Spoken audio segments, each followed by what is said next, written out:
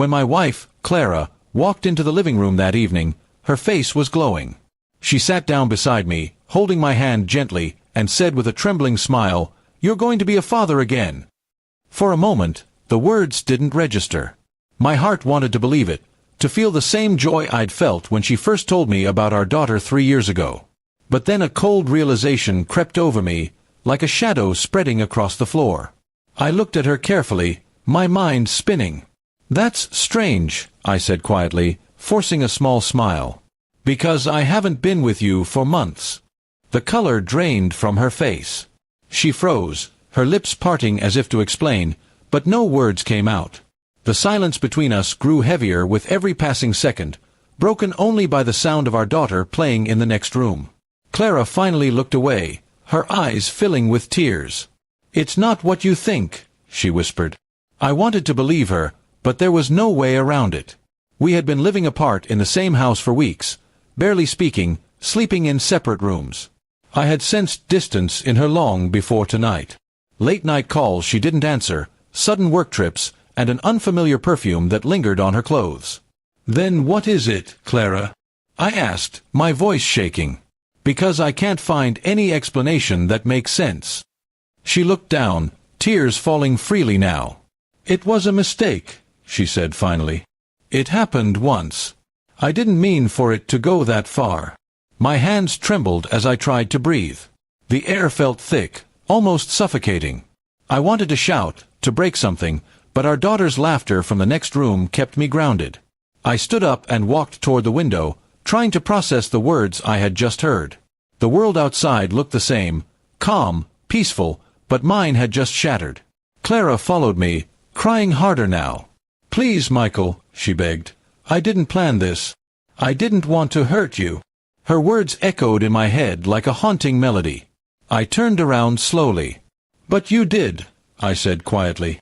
The next few days were unbearable. We barely spoke, moving around each other like strangers. She tried to make things seem normal for our daughter, but I could see the guilt in her every move. One evening, after putting our little girl to bed, I asked Clara to sit down. I had made up my mind. "I can't keep pretending everything's fine," I said. "I'll take care of our daughter, but we can't stay like this." Her eyes widened. "You're leaving me?" she asked in disbelief.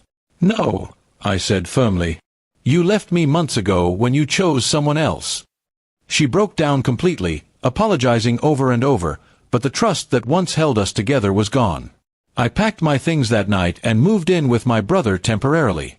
I needed space, for my sanity and my dignity. Days turned into weeks. Clara kept texting me, asking me to come home, saying she wanted to fix things. But how could I raise a child that wasn't mine and live a lie every day? My brother told me to take a DNA test when the baby was born, but deep down, I already knew the truth. The betrayal was written in her eyes the night she confessed. Months later, Clara gave birth to a baby boy. I didn't go to the hospital. She sent a message with a picture, saying, "He has your smile." But I could see the difference even in that photo. The boy looked nothing like me. My heart broke again, but strangely, I also felt peace, because I knew I had made the right decision walking away. After some time, I filed for divorce. Clara didn't fight it. She only asked one thing, that I'd still be part of our daughter's life. That, I promised her. My little girl was innocent in all this, and she deserved both parents, even if we could never be together again. A year later, I had rebuilt my life. I moved to another city, found a new job, and started healing. Some wounds never fully close, but they stop bleeding after a while. Clara wrote to me once, saying she regretted everything and wished she could turn back time. I didn't reply. Sometimes silence says more than words ever could. Whenever I visit my daughter, I see Clara too. She looks tired, older, and quieter. I don't feel anger anymore, just pity. She lost more than she realized.